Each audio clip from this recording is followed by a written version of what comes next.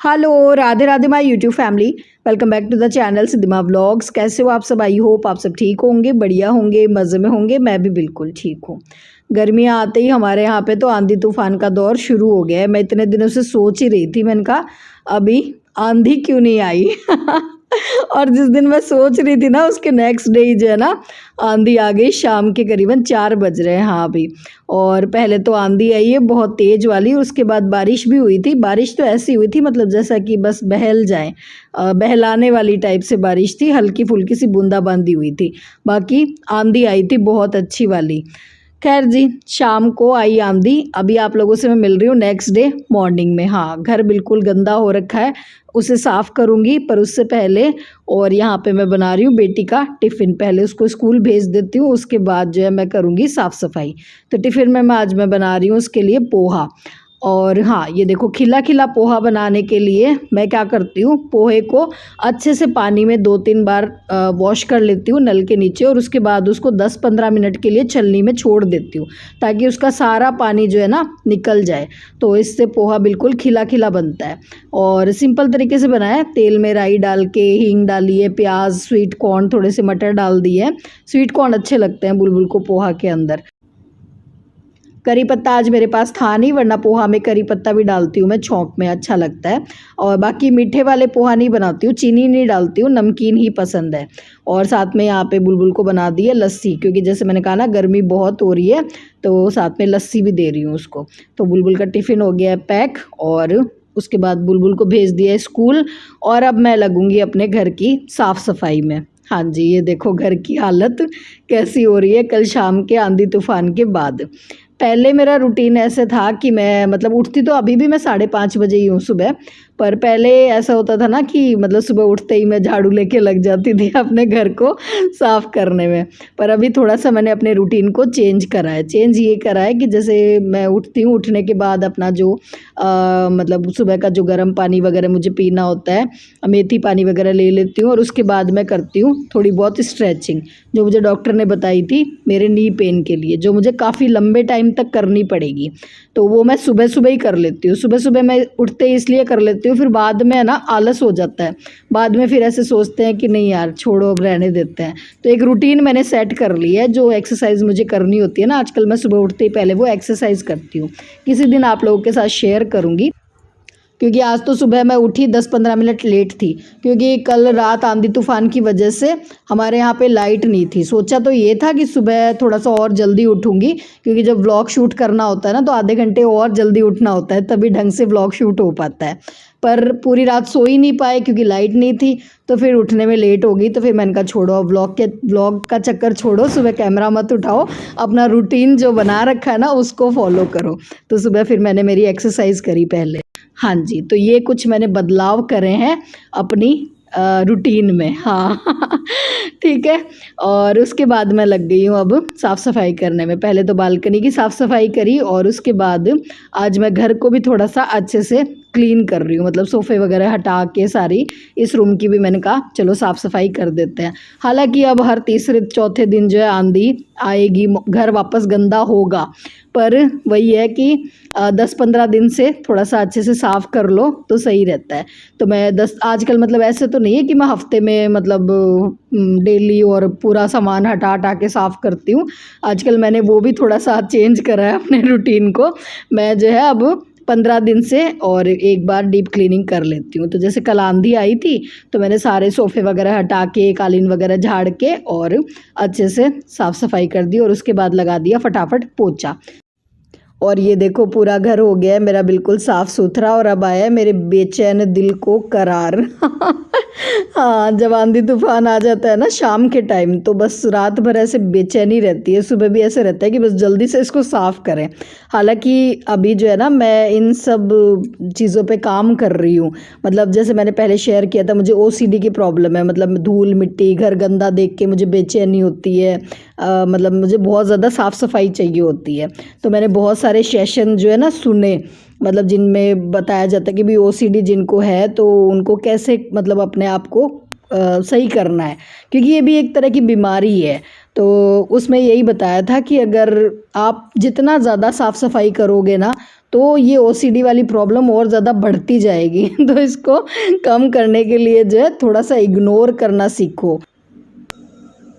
Ignore जैसे आज मैंने डस्टिंग छोड़ दिया, आज मैंने डस्टिंग नहीं करी, मुझे ऐसे था 10 बजे तक जितना घर साफ़ हो पाएगा मैं उतना ही करूँगी।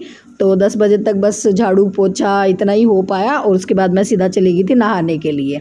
और नहा चुकी हूँ, हेयर वॉश भी करा है आज मैंने, गर्मी हो रही थी, धूल मिट्टी भी हो रही थी सर में। और उसके बाद यहाँ पे मैंने बना लिए अपने लिए ओट्स। बना क्या लिए हैं, ये मैं रात को ही बना के छोड़ देती हूँ। ये ओट्स बनाना बहुत इजी है। देखो ये सफोला वाले नॉर्मल जो ओट्स आते हैं ना, वो ओट्स है। इनको मैंने हल्का सा 1 चम्मच घी में ड्राई रोस्ट करके रख रखा है, ठीक है। और साथ में ये है पम्पकिन सीड्स और साथ में है चिया सीड्स, ठीक है।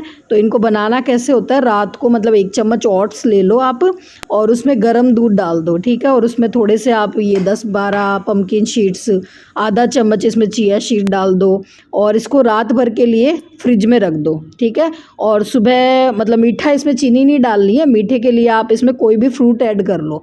जैसे आज मैंने मैंगो डाला था, अभी मैंगो आ रहे हैं तो मैंगो डाल लो, आधा डाल लो। और एप्पल डाल सकते हो मीठे के लिए, या फिर शहद डाल लो अगर आपको फीका नहीं पसंद है तो।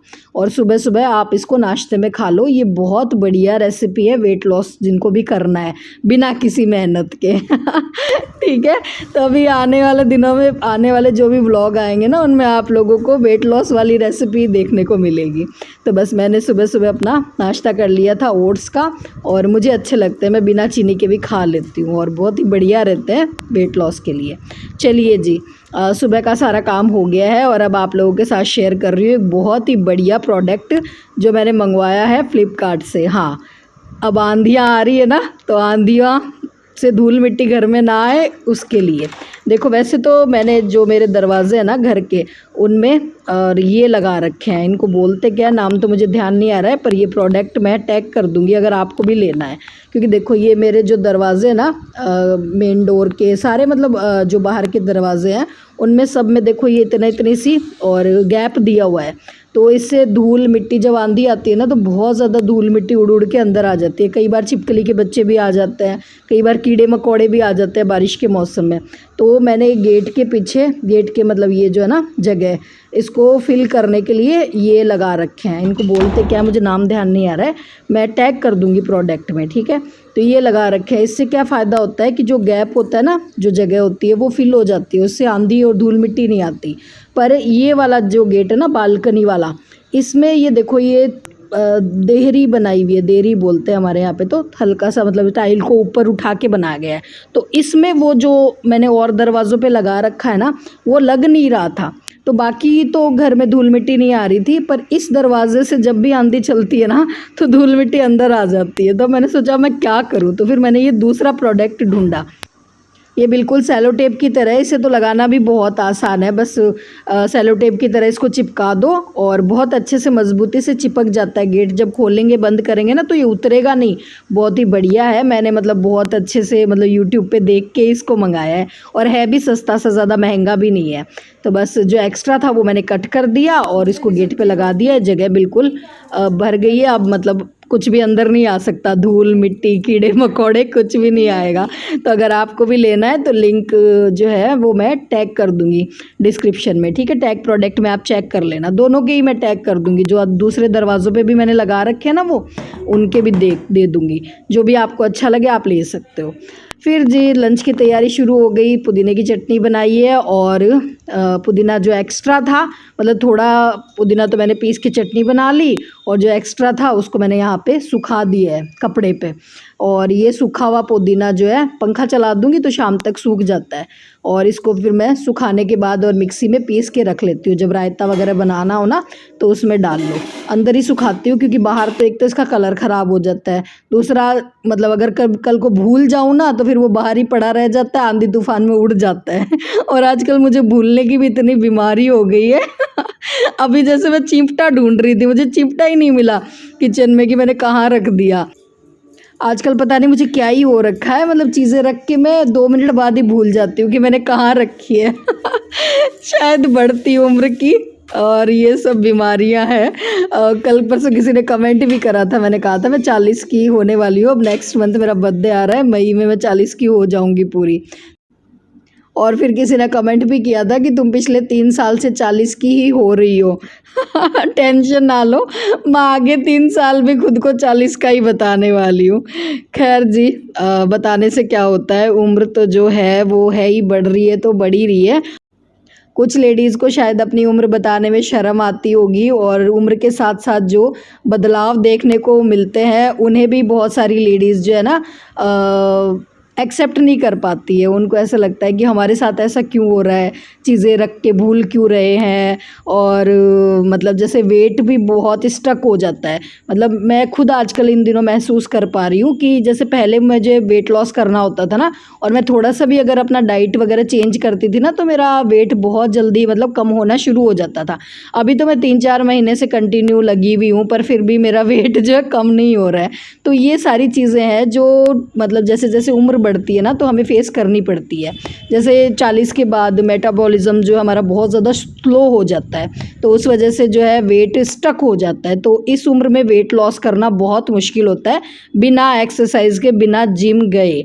या तो आप जिम करो, जाओ खूब पसीना बहाओ वहाँ पे, ठीक है। और अगर आप मेरी तरह नहीं जा सकते जिम, तो घर पे ही थोड़ा सा अपनी डाइट को चेंज करो, खुश रहो, स्ट्रेस कम लो। क्योंकि कई बार वेट बढ़ने का कारण ज़्यादा खाना नहीं होता है, स्ट्रेस भी बहुत बड़ा रोल इसमें प्ले करता है। अगर वेट बढ़ गया है ना, तो स्ट्रेस भी एक रीज़न हो सकता है। तो मेरा भी ये जो वेट बढ़ा है इन दिनों, इसकी वजह स्ट्रेस भी है। अब आप लोग सोचोगे आप तो हमेशा हंसती रहती हो, व्लॉग में मुस्कुराती रहती हो, तो ज़रूरी नहीं है यार। जो लोग हंसते रहते हैं, मुस्कुराते रहते हैं, उनकी लाइफ में कोई स्ट्रेस नहीं है, ठीक है। चलो, इस स्ट्रेस क्या है इस पे फिर कभी बात करेंगे। पर हाँ, स्ट्रेस एक बहुत बड़ा रीज़न होता है। तो अगर आप वेट कम करना चाहते हो बिना जिम गए, तो अपना थोड़ा सा स्ट्रेस कम लो, खुश रहो, ऐसा काम करो पूरे दिन में जिससे आपको खुशी मिले, ठीक है। और मैं भी इसी पे काम कर रही हूँ, क्योंकि जिम मुझसे नहीं होता। मुझे बहुत लोगों ने कहा कि तुम जो है जिम स्टार्ट कर दो। मुझे यार घुटन होती है जिम में, ठीक है। मैं नहीं जा सकती। मुझे अच्छा नहीं लगता। मुझे मतलब जैसे मैंने कहा ना, मुझे ओसीडी की प्रॉब्लम है। मुझे ऐसा लगता है कि जिस ट्रेडमिल पे मैं चल रही हूँ, वहाँ पे लोगों का पसीना होता है, लगा हुआ होता है, मतलब बदबू आ रही होती है। मेरे से नहीं होता। फिर हमारे यहाँ पे इतने अच्छे जिम है भी नहीं, गांव है बिल्कुल, 1-2 जिम है, तो वो भी इतना मतलब साफ़ सफाई वगैरह नहीं रखते होंगे, तो इस वजह से मैं अवॉइड ही करती हूँ। तो मुझे मतलब जितना मेरा 2-4 केजी मुझे कम करना है, चाहे 3 महीने लगो, 4 महीने लगो, वो मैं अपने हिसाब से मतलब जो डाइट वगैरह जो मैं फॉलो कर रही हूँ ना, उससे मैं कर लूँगी। क्योंकि मेरा कोई इतना बड़ा सपना नहीं है कि मेरी कोई बॉडी मतलब बिल्कुल कैटरीना कैफ जैसी हो जाए। वो मेरी पहले भी नहीं थी, ठीक है। तो मैं घर पे ही अपना इसी चीज़ों से, जो चीज़ें मैं आप लोगों के साथ शेयर करती हूँ ना, इन्हीं से मैं कम कर लूँगी। अच्छा, उन्हीं चीज़ों में से एक चीज़ है ये सत्तू ड्रिंक। सत्तू ड्रिंक मैंने शेयर करी थी कुछ दिन पहले व्लॉग में, और मैंने कहा था सत्तू प्रीमिक्स मैं घर पे ही बनाती हूँ। तो किसी ने कहा था कि दीदी कैसे बनाते हो, शेयर करना। ये वीडियो मैंने शूट करा था, बीच में डालना ही भूल गई, तो लास्ट में ये ऐड कर रही हूँ, ठीक है। इसको बनाना बहुत आसान है। देखो, कढ़ाई में मैंने 2 चम्मच जीरा ले लिया है, इसमें 2 लाल मिर्च डाल दो। लाल मिर्च अगर आपको तीखा पसंद है तो डालना, वरना आप स्किप भी कर सकते हो, सिंपल ज़ीरा डाल लेना, ठीक है। और फिर ये देखो, ये जो भुने हुए चने हैं छिलके वाले, ये चने लेने हैं। इनके सारे छिलके नहीं निकालने हैं आपको, थोड़े से छिलके मतलब इसमें रखना। और इधर ले लिए मैंने ये पुदीने की पत्तियाँ, तो बस इनको भी हल्का सा ड्राई रोस्ट कर लेंगे, और इसमें डाल लेंगे ये चने। देखो, जब अपन वेट लॉस कर रहे होते हैं ना, तो उसमें सबसे इम्पोर्टेंट रोल होता है प्रोटीन का। अगर आप प्रोटीन अच्छा ले रहे हो ना, तो आपका वेट लॉस बहुत इजीली हो जाएगा, घर पे ही 2-4 किलो कम हो जाएगा, ठीक है। तो प्रोटीन के लिए एक तो पनीर ले सकते हो, और दूसरा आप ये सत्तू प्रीमिक्स ले सकते हो। प्रोटीन लेने से क्या होता है कि बहुत टाइम तक फिर हमें भूख नहीं लगती। अगर जैसे ये सत्तू वाला ड्रिंक अगर आप पी लेते हो ना सुबह में, जैसे नाश्ते में पी लिया, तो आपको भूख नहीं लगेगी। अगर आपको 4 रोटी की भूख है ना, तो आपको 1 ही रोटी की भूख लगेगी। मतलब इतना फ़ायदा देती है ये सत्तू ड्रिंक अगर आप पी लेते हो तो ये सत्तू प्रीमिक्स आप घर पे ही बना लो।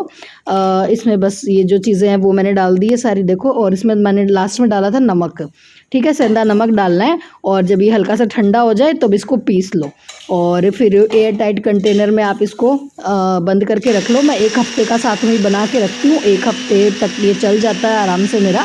और इसको आप जब आपको बनाना हो तो 1 गिलास पानी लो, उसमें 2 चम्मच आप सत्तू वाला ये पाउडर डालो, आधा नींबू आप इसमें निचोड़ लो, प्याज डाल लो टेस्ट के लिए और अच्छा लगेगा, और ठंडा ठंडा आप इसको पी लो।